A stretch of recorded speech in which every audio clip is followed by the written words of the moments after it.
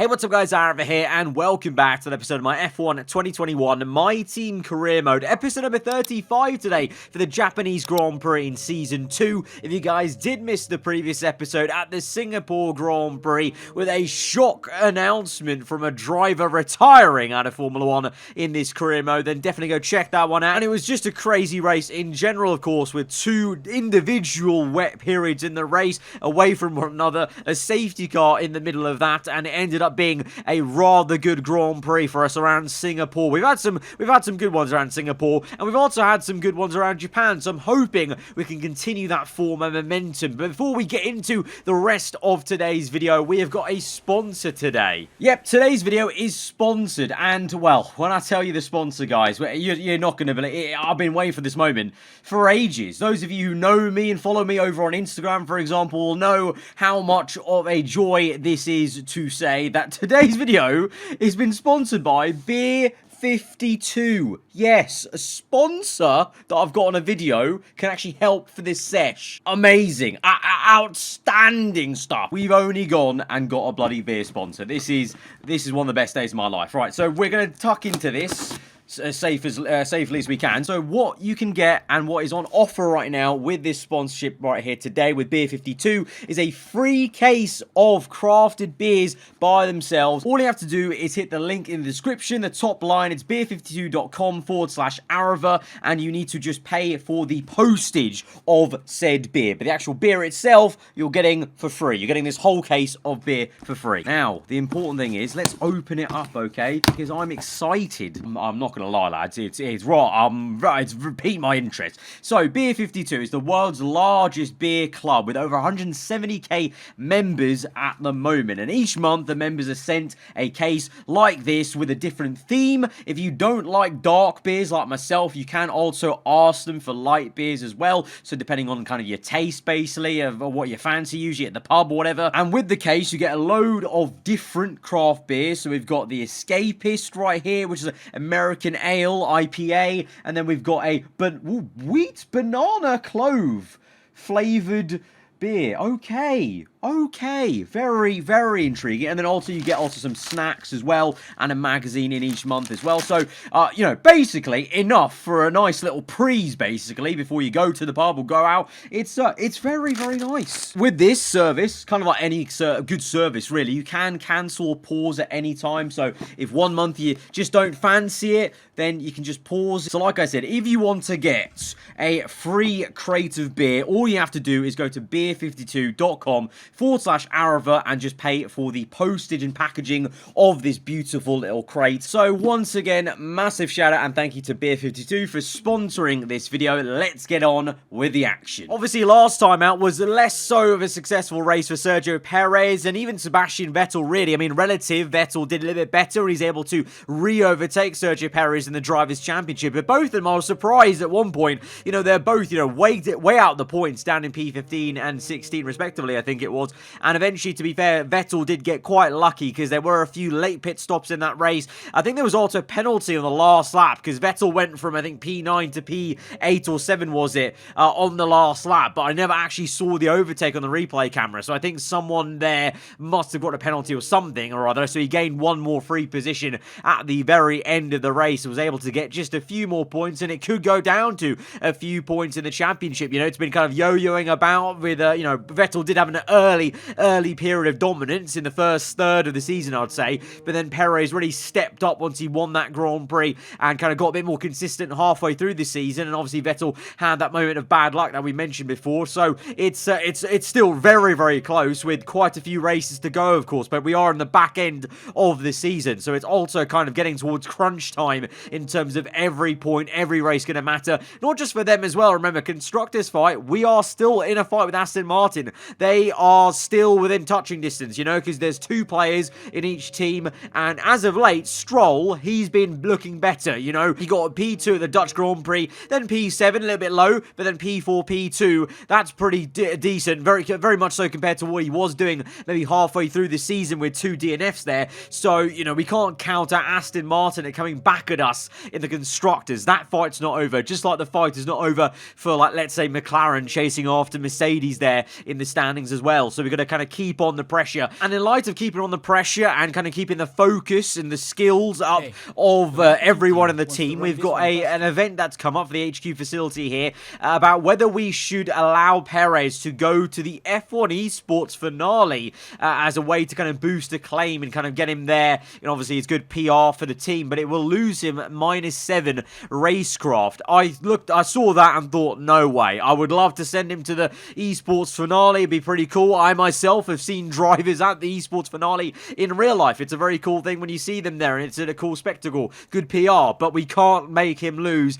7 racecraft. We need the best Sergio Perez we can get for the team, and obviously for his sake, I want the best Perez there is for him, for his championship. Obviously, he lost a bit of ground at Singapore, and so I want him to, be in the best possible position to bounce back a little bit at the Japanese Grand Prix. And just before we get into the race weekend, after so many episodes, we've finally got enough cash to actually purchase a spec level 3 upgrade on the aerodynamic side. That was the aim. We wanted to improve the aero. I feel like that's the area we're going to gain the most in the next couple upgrades, basically. But we had to spend 12 million to get to spec level 3. That's upgrading the build time of the aero facility. So that was quite a lot of cash, especially after we had to obviously re-sign Perez's contract halfway through the season. So it's taken a few episodes, but finally we built up $12 million to spend, so we've purchased that. So that is now a waiting game for that HQ upgrade to come in, and then we've got a whole raft of new aero upgrades to delve into. But in the meantime, I thought, you know what, let's go ahead and purchase some more durability upgrades, because we have been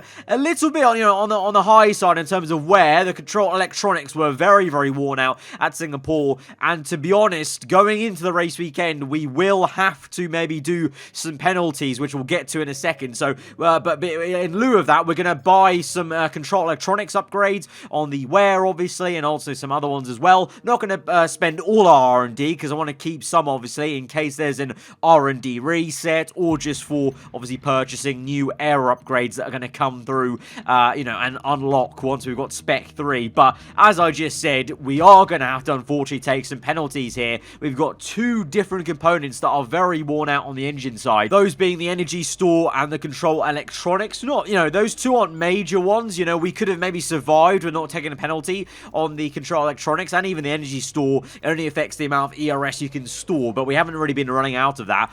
But to be honest, we're going to have to take a penalty at some point, because the other parts are also getting towards, like 50% in the ICE, 50% here and there. So I just thought, if we're going to take 2 penalties, we may as well take all of them, and then we may as well take all of them at the same time to save ourselves later on in the very, very crucial period of, the last 3 races, for example. Gearbox we're fine on. We just got a new gearbox last race, but engine side, we'll take the 2 ones we need to, and then we'll take the extra ones just for the fact that, those 2 penalties will take us to, the back of the grid anyway, so we may as well take a whole fresh engine and start from the back. Now, Japan isn't going to be the easiest place to start from the back of the grid. It's a very tight, opening part of the lap. On lap 1, making places up may be difficult, but in terms of the timing of those components wearing out, I couldn't really afford to wait any longer to take them maybe like a Mexico, where it would be a much better place to take them, in my opinion, because you've got, a scope to overtake so much more. But,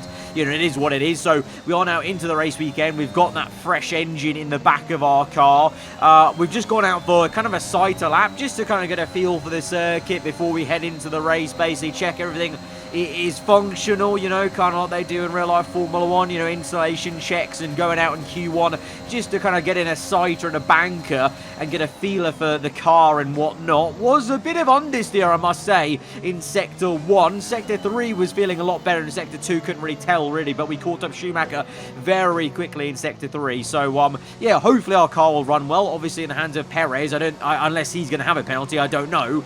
We won't know until we get to, to the race to the race part, because obviously we can't know that. There's no way to look into the teammates' engine parts. But in Q1, he's through into Q2. P9 there. It's looking rather good for the papaya and scarlet red of Ferrari and McLaren there, but it's very 2x2 Noah's Ark. Bit of an odd Q1 result really, but Ferrari and McLaren look strong, which could mean Perez and Vettel, their championship fight could be kind of demoted to the lower end of the points maybe if Ferrari and McLaren are taking all the kind of top spots, and Red Bull actually looked a bit stronger than in Q1 at least, but it's looking rather close. But as I said, we won't know even the results of that until we get to the grid. So let's go to the grid. Let's find out what the computer and simulations gave us for Q2 and Q3. We're at the back though, so we know the job we have to do is recovering and trying to do the best job we can to slice through that traffic. Let's go to the grid. Welcome along then to the magnificent Suzuka International Circuit, a stone's throw away from Issa Bay in the beautiful Japanese countryside. What surprises lie in wait for us today in the Japanese Grand Prix? A lap of this historic racetrack covers 3.6 miles, and it's the only time during the season that we race on a figure-of-8 racetrack. The drivers can expect some intense G-forces through the 18 corners on offer here as they experience some of the highest average apex speeds on the Formula One calendar. And keep an eye out for overtakes going into the final chicane. Now, Anthony Davidson, I wonder, might we be in for some early pit stops today from the midfield teams, all trying to put some pressure on or disrupting things for the leaders up front? If you're in the middle of the pack, you got your own race to run. I don't think they're going to be thinking about causing trouble up front. However, closer to the head of the pack, don't be surprised to see some split strategies. If you're running second and third, for example, bringing one car in for an undercut while leaving the other one out there longer can put a lot of pressure on the leader and maybe force them into an error.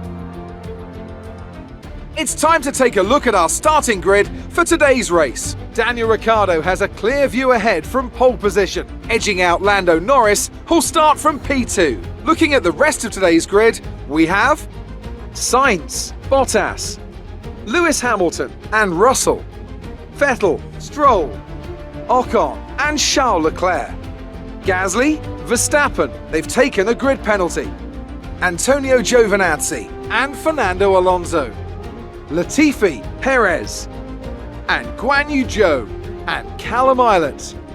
Tsunoda, Mazepin, they'll be starting further back after an earlier grid penalty. Mick Schumacher and the owner driver.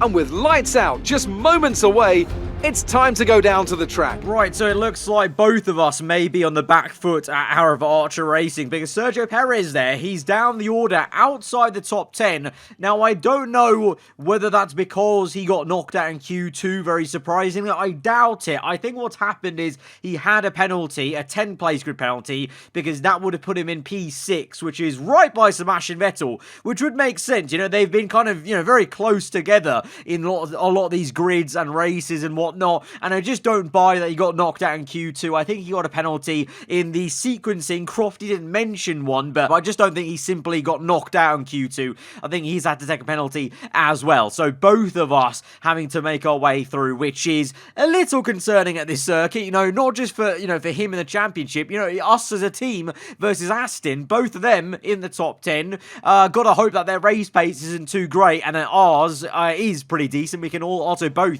get up the order pretty quickly. It's going to be a one-stop, apparently, from the soft to the hard compound tire. Obviously, I think last season, we didn't even get a chance to really see a dry tire strategy because I think it was raining, wasn't it, for a lot of the race, if I do remember correctly. My memory is very, very hazy on last season's Japanese Grand Prix for some reason, but I don't think it was a great one for us, to be fair. I think because it was raining a lot of the time. So, hopefully, we can have just a plain sailing dry one. Looks like to be just a very gloomy, overcast day.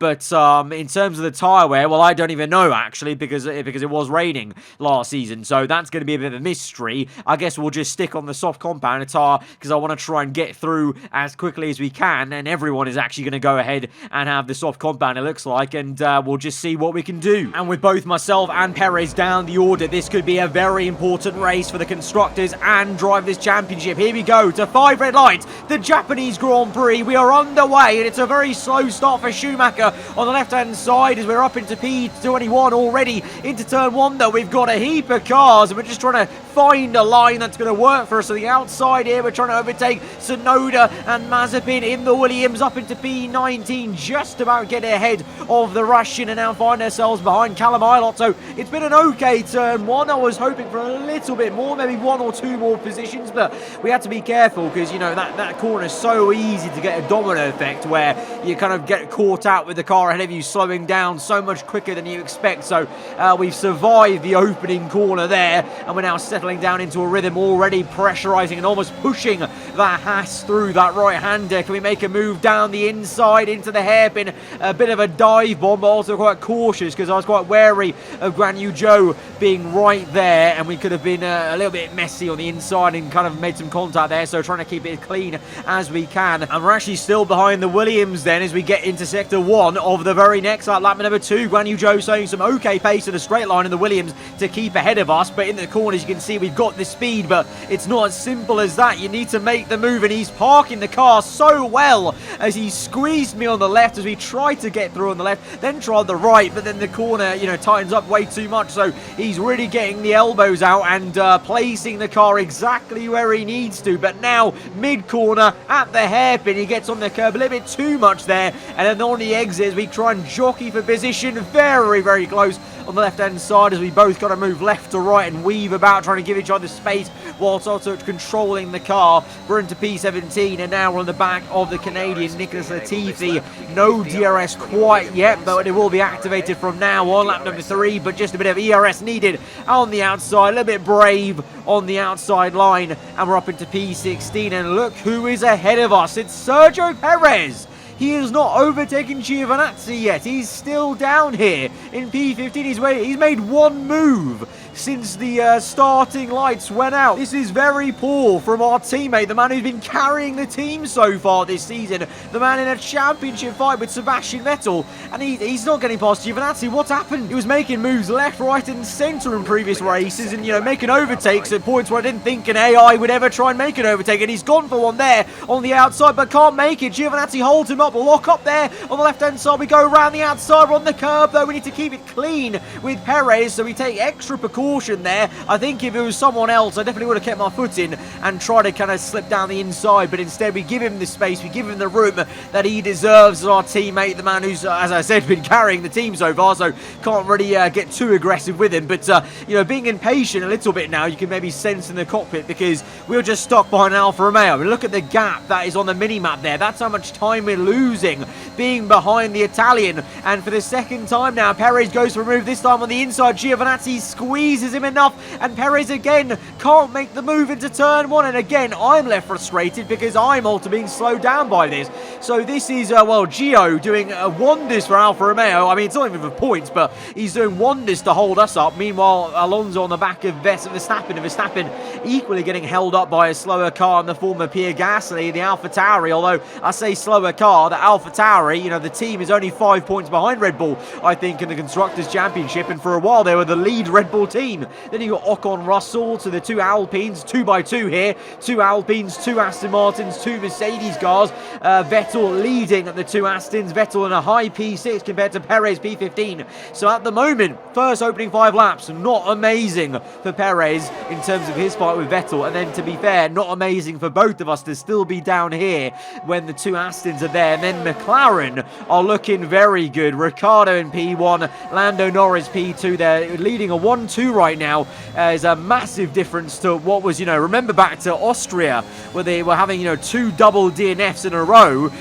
Massive turnaround from the European portion of the season, isn't it, for the Papaya team? But here we go then, a move on Sergio Perez on the inside, a 130R flat out commitment, and Perez hardly puts up too much of a fight, to be fair. I think he knows that we are the quicker man right now. I think he knows that he's been faffing around overtaking the Alfa Romeo, so it's my turn to try the overtake. If I can't make the move, then I'll swap back with him, but if we can, then we will, and we're going to go for it. Sainz, though, Sainz out of the Grand Prix. He was P3 in the race here, and we got an illegal overtake because we overtook Giovinazzi under that yellow flag in that period where Sainz had parked up on the left-hand side. Eventually, we'll just get the move done in 130R. as easy as that then. But Carlos Sainz, big shame for him and Ferrari then, as he was in P3. Very, very lofty heights for Carlos Sainz. He was actually outperforming Leclerc, surprisingly, by quite a margin. Now here we are, lap number 7. Giovinazzi coming back at me a little bit onto a new lap. We're going to squeeze him onto the right and then go for the move to re-overtake him. In doing so, we have invited Perez to come through. So that was on purpose from me, I must say, squeezing him onto the right to help Perez out, because it was, I'm going to say, very, very frustrating to just see him not overtaking the Alfa Romeo. I actually still don't know what that was about. We've seen so many times this season Perez going for such punchy, bold overtakes, and then you cut to this race and he's just stuck behind Giovinazzi like a lemon. So helping out our teammate a little bit there to kind of get him some clean air, and hopefully he's going to use that clean air to good use to get himself catapulted up the order. As I said just earlier, I think it's a case of, maybe losing a little bit of momentum. We know momentum's a massive thing for the AI. When they start winning, they just keep winning or getting podiums, for example, and when they don't, that can spiral out. And obviously on this year's game, there's now that actual tangible focus figure, which we know has been a little bit lower for Perez after the patch for whatever reason. I don't know why, because it went lower actually at a point where he just won a Grand Prix, I think. So it hasn't really made complete sense at times, but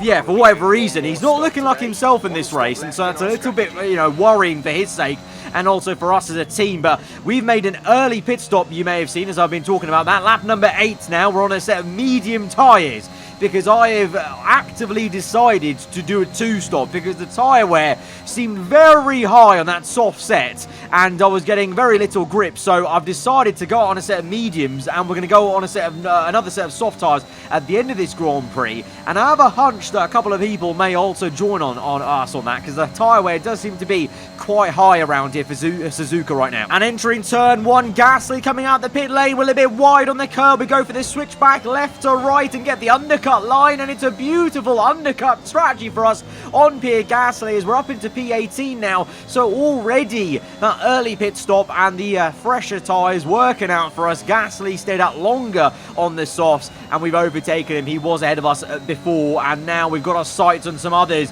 Alonso, he was ahead of us. We're going to jump him in the pit stop phases. So this is working out a treat for us. We've re-overtaken Perez, and there is Verstappen who comes out just ahead of Schumacher. Schumacher a bit slow, and we go around the outside of him. Can we do anything on Verstappen straight away on this lap? No, not quite. It was very close with the German anyway. We're up into P13. So we've jumped a couple of people then of Gasly and Fernando Alonso. Perez has jumped Alonso as well, actually. Alonso, he's had a bit of a mare then with tyre wear at the end of that first stint. But like I said, alluded to, a couple of other people trying a 2-stop maybe, because Verstappen right ahead of me, he's on the medium tyre on the yellow wall.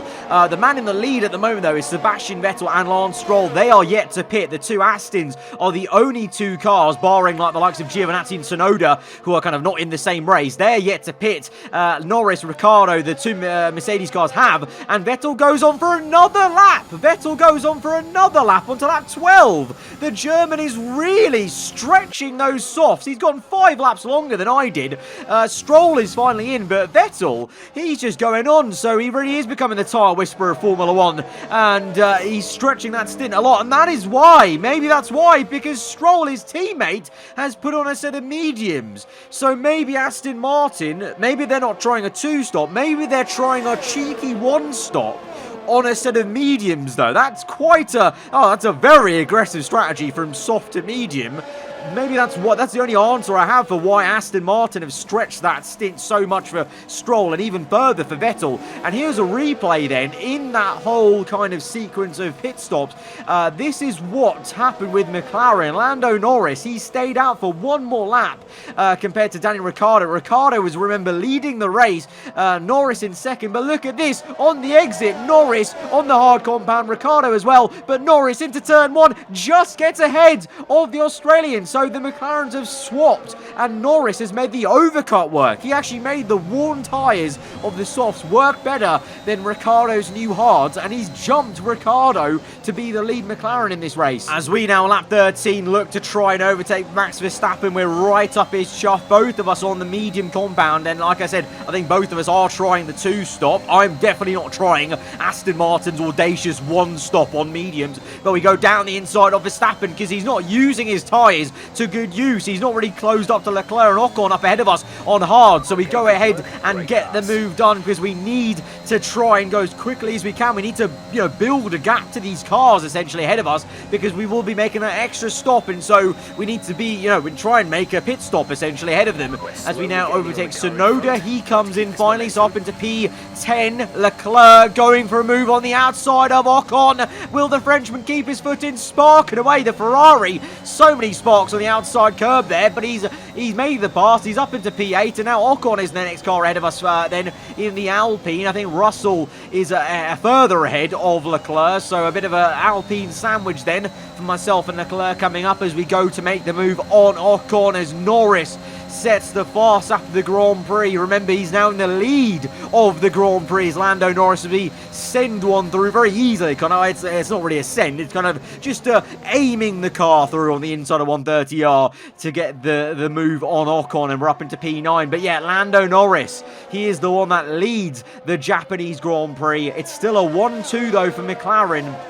Bottas in third place, Hamilton in fourth, so 2 by 2 there, but there is Vettel, and he's actually closed up, and he's now chasing after the 2 Mercedes cars. He's on the medium, remember, and so is Lance Stroll, so those two, they should be looking to overtake the Mercedes car, to be honest, to try and bridge that gap, if they are to make a second stop, or they just need to, overtake them and then try and protect their tyres in the Grand Prix. And then behind, Russell, Leclerc, myself, Ocon, Verstappen, Gasly, and then you go all the way down to P13, and there is Sergio Perez. I don't know what's happening with him. He's just lost his mojo, it would seem, right now. He wasn't particularly quick last episode. Yes, I did hold him up a little bit at the start of Singapore, but remember, he actually re-overtook us in the first pit stop phase, and then ever since then, he was just nowhere in Singapore. It wasn't anything to do with me. He just wasn't quick enough at Singapore in the second phase of the Grand Prix. And here today, we're seeing that again. He's stuck behind Gasly. I know Gasly is a very good driver on this year's game, and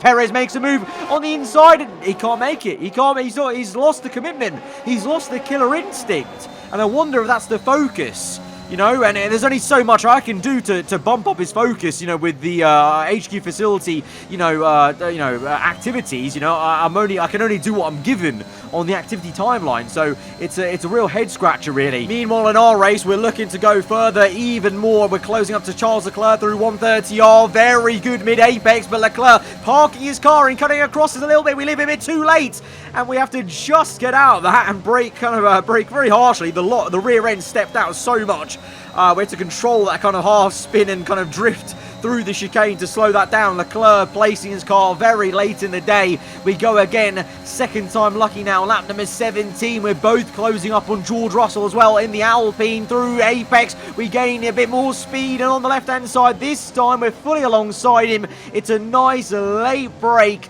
into that right-hander, and we're up into P8, and we can push off and try and get onto the back of George Russell. But we will also be soon thinking about, remember, that second pit stop onto soft compound tyre. But for now, I've got this speed on the medium, so we may as well keep going, even though the tyre wear, I must say, is very high as Russell locks up under pressure.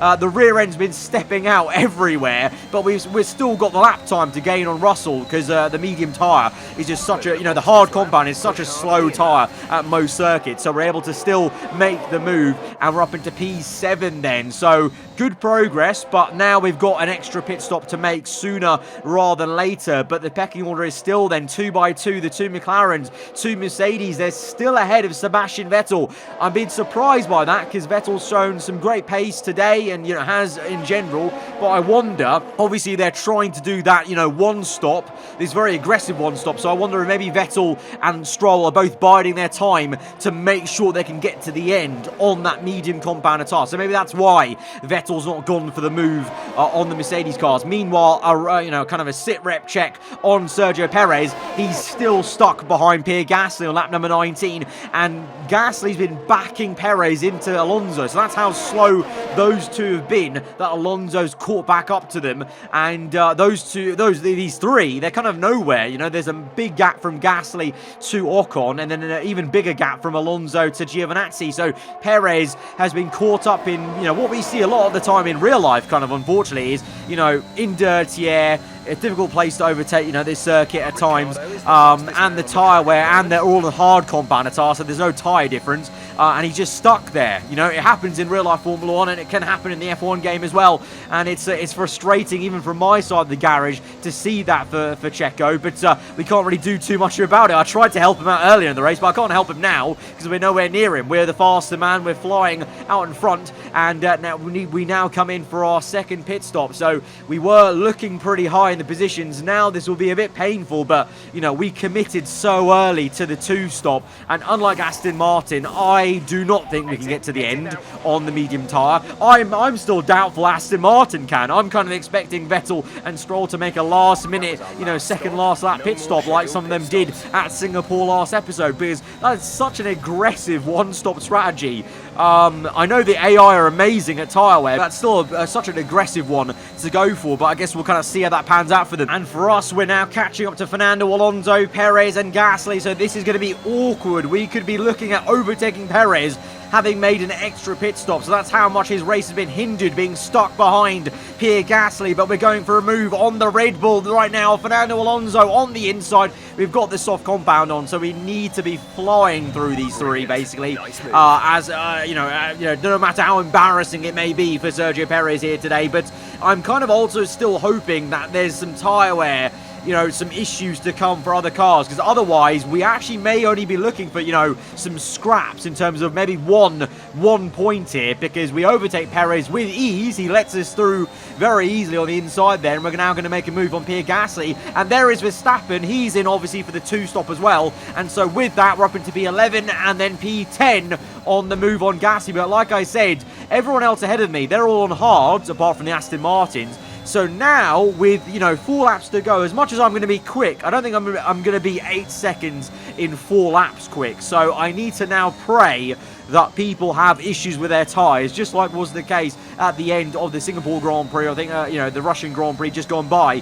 Otherwise, it may just be 1 measly point, and that commitment to the 2 stop may look a little bit more frustrating. But as we go on through the laps, that looks like that may be the reality, because Lando Norris and Ricciardo lead the way. 1-2, they're 20 seconds up the road. Bottas third, but Hamilton's in. He is in for a pit stop, so there may be some hope yet for others to have issues. Hamilton's in, and Leclerc overtaking Stroll. Stroll, remember, on the medium compounded tyre, so the Aston Martins may be falling away with the tyres going off the cliff as Leclerc makes the move, and the 2 McLarens are in. They're double stacking on the last lap of the Grand Prix to come in as a precautionary maybe. They're 20 seconds ahead of the competition, so they can maybe afford to do that, both on the soft compounded tyre. So the McLarens do a double stack in case their tyres fail on the last lap. So Norris is looking like he's going to book in his race win.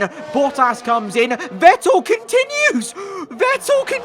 How's he doing this? Vettel is confident enough in his tyres that he's gone on and he's overtaken Ricciardo.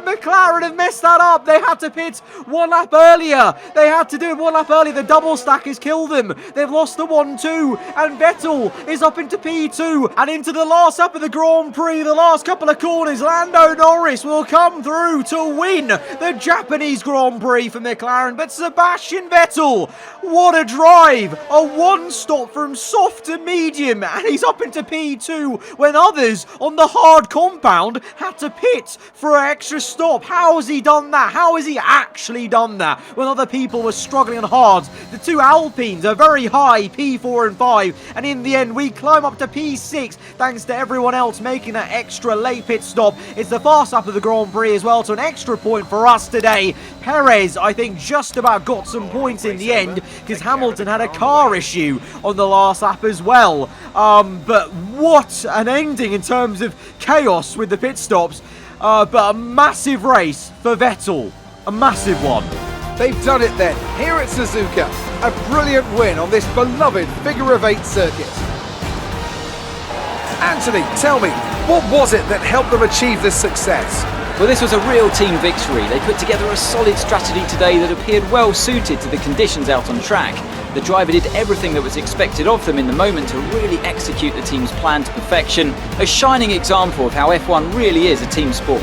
Our winning drivers are on their way to the podium right now. It's been a fantastic race for McLaren, that's for sure, and no doubt they'll be celebrating tonight. So Lando back on the top step of the podium, having had 3 wins in Season 1, but I don't think he's had one so far this season, or I think he's only had one then, I can't quite remember, but definitely Ricciardo's been the team leader so far in Season 2, but Norris gets the win. But that man, Vettel, what a P2. I still don't know how he's done that. The only other people on the one stop here today were Ocon, and he was on a set of hard tyres, and Gasly on a set of hard tyres. We know how Gasly did it, because he just trundled around, slowing up Perez and Alonso to no end. Ocon did quite well, but the fact that Vettel did a one stop on soft to medium when the hard tyre runners couldn't do that one stop is unbelievable. Unbelievable in terms of a tyre whisperer performance today. And he leads the championship now by 19 points to Perez. That's swung so quickly from what was, 3 points in it. That's massive. That's huge. It was such a tough day in the office for Perez, and for me, to be fair. The car just didn't seem like it liked Suzuka, which is surprising, because I thought we were going to go quite well around here. The R&D chart's very, very close, but the car definitely was on the back foot around Suzuka. He is hoping next time out, I think it's the USA Grand Prix, we can be a bit better. I obviously have massive PTSD from what happened in Season 1, so hopefully I can have a much better race at USA, but Perez needs a massive race at USA to bounce back. Because that is a huge second place for Vettel, with Perez struggling all race to get past Pierre Gasly. I guess Vettel can thank Gasly in a way, really, from that race. But if you guys did enjoy that crazy ending, that whole race, then be sure to hit that like button. Let me know what you thought in the comments below. If you're around here, then do get subscribed for weekly Formula 1 content, and I will see you guys next time for a very, very crucial race for Perez in the championship, and also for us maybe as a team versus Aston Martin. Till then, guys, hope you enjoyed today. Goodbye.